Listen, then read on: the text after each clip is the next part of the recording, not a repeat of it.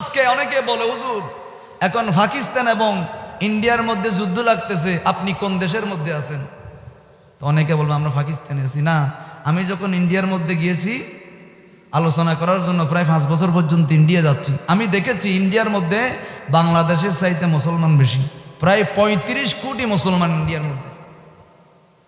তো আমার এদিকে হবে এদিকে হবে না এরকম না, একজন যদি কাফেরের উপরও একদম হিন্দুর উপরও যদি নির্বিচারে যদি কেউ আক্রমণ করে, আমাদের ধর্মটা এমন ধর্ম, হিন্দুর পক্ষ নিতে হবে। যদি কেউ নির্বিচারে একজন হিন্দুকেও যদি মারে, আমি মুসলমান হিসেবে হিন্দুর পক্ষ নিয়ে প্রতিবাদ করতে হবে। কথা বলেন ঠিক কিনা? শুধু আপনি এটা বুঝলেন মুসলমানকে বাঁচাতে হবে, আর মুসলমানদেরকে যদি অন্যায়ভাবে যদি কেউ আক্রমণ করে, আহত করে, কারণ মুসলমান এটা এমন একটা জাতি, এমন একটা ধর্ম, মুসলমান এটা একটা পুরো শরীরের মতো। যখন ফিলিস্তিনের মধ্যে মুসলমান আক্রমণ হবে, আপনি মুসলমান হিসাবে, বাংলাদেশের মুসলমান হিসাবে আপনার শরীরের মধ্যে, আপনার অন্তরের মধ্যে রক্তকরণ হবে। কথা বলেন ঠিক কিনা? যেই দেশের মধ্যে হোক, বার্মার মধ্যে হোক, ইন্ডিয়ার মধ্যে হোক, আমার মুসলমানদেরকে যখন অন্যায়ভাবে নির্যাতন করা হবে, সেই যেই দেশের মুসলমান হোক না কেন, প্রত্যেকের অন্তরের মধ্যে রক্তকরণ হবে। কথা বলেন ঠিক কিনা?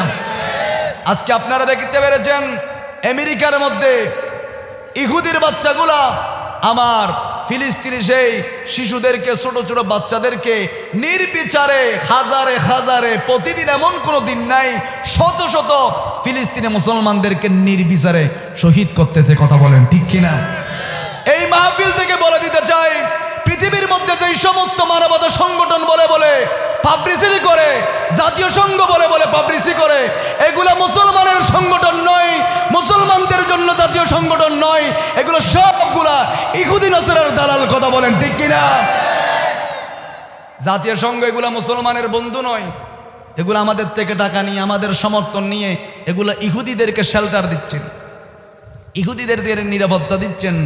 না হলে যেই নিরাপত্তা দেওয়ার কথা সমগ্র বিশ্বের মধ্যে সমানভাবে মানুষের অধিকার রক্ষা করা, তাহলে আমার ফিলিস্তিনি এই নিরপরাধ মানুষগুলা, যাদেরকে খাবারের গাড়ি পর্যন্ত ঢুকতে দেওয়া হচ্ছে না, আপনারা দেখে অবাক হয়ে যাবেন। যারা আমার যুবক ভাইয়েরা আছেন, তারা দেখতেছেন যে খাবার না পেয়ে হাজারে হাজারে শত শত ফ্যামিলির মানুষ, ছোট ছোট বাচ্চারা বিনা খাবারে, বিনা পানিতে। সুন্নতি নয় শুধু দাওয়াতের মেহমান, সুন্নতি নয় শুধু খাওয়া শেষে মধুপান, আরো কিছু সুন্নাত আছে তুমি জানো কি? জানলে তা জীবনে কখনো তা মানো কি? সুন্নতি নয় শুধু নির্জনে ধ্যানে যাওয়া, আর সুন্নতি হলো পাথরের আঘাত খাওয়া। ঠিক না? শুধু তসবিহ নিয়ে নিয়ে মসজিদের মধ্যে ঘুরলে হবে না, রাস্তায় রাস্তায় শুধু মিসওয়াক করলে হবে না, বছরে বছরে টাকা আছে বিদায় উমরা করলে হবে না। আমার ফিলিস্তিনি মুসলমান নির্খাবারে, খাবার ছাড়া যদি মানুষ মারা যায়, আপনি হাজী সাহেব কয়ে এটার কোনো মূল্য?